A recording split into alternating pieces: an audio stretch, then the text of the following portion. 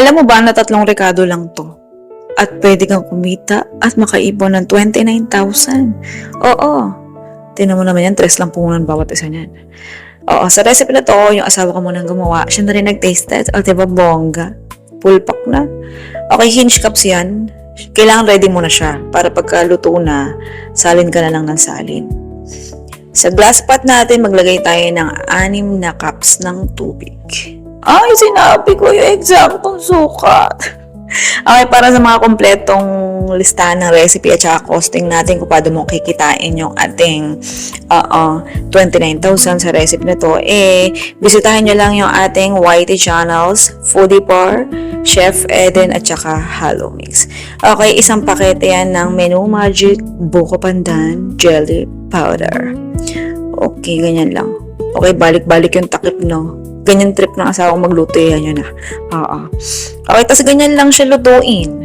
Gradually lang paghalo, hindi dire-diretso ha. Bali sa unang salang, kailangan dire-diretso ang halo. Tas tas mong malusaw yung, jelly powder. Ayan. At kapag umuusok-usok na, pwede mo na yung iwan. Di, charot. Tanggalin syempre sa kalan. Tas salin mo na sa hinge cups yan. Diba bongga, napakadali lang. Kaya hindi mo kailangang isipin, problemahin kung paano magtinda ng hindi ka marunong magluto. Kasi dito, ayan, napakadali lang. Oo, di mo na kailangang pag-isipan kung paano gagawin. Pagkasalin yan, tabi mo lang yan, hintay mo mamuo. At syempre, pagkatapos mamuo, pwede mo na siyang lagyan ng toppings.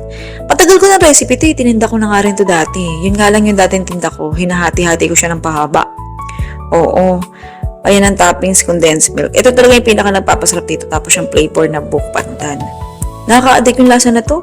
Ewan ko lang sa ngayon na. Pero kasi mabenta to kahit hindi bata ang bumibili. Oo, tagal na nun eh. Hindi ko alam ano pa yun. Siguro 2009 ganyan. 2010, ganon, 11. Mga ganon taon. Tinitinda ko to. Oo. Siguro mga 3 pesos pa lang bentahan isang cups na maliit nun. Ngayon, mas maganda nilalagyan. At syempre, isang dekada mahigit na ang lumipas. So, ayan na. Oo. Alam niyo na.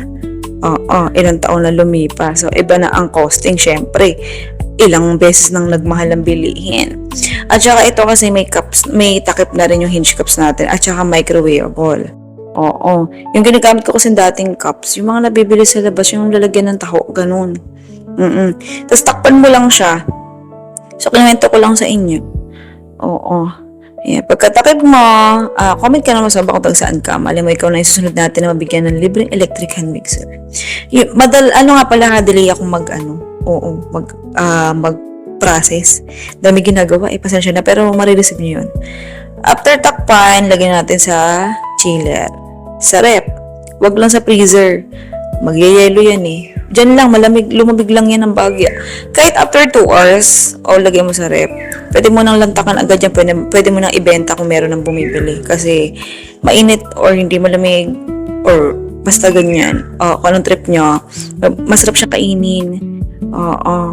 So, ayan. Yung lista na recipe at costing hub, istahin nyo lang ating YT channels. Madalas nag-upload ako sa Foodie Par at sa Halo Mix. Okay. Yung nag-taste test, yung aking asawa, siya na rin nagluto niya. Napakadali lang yan.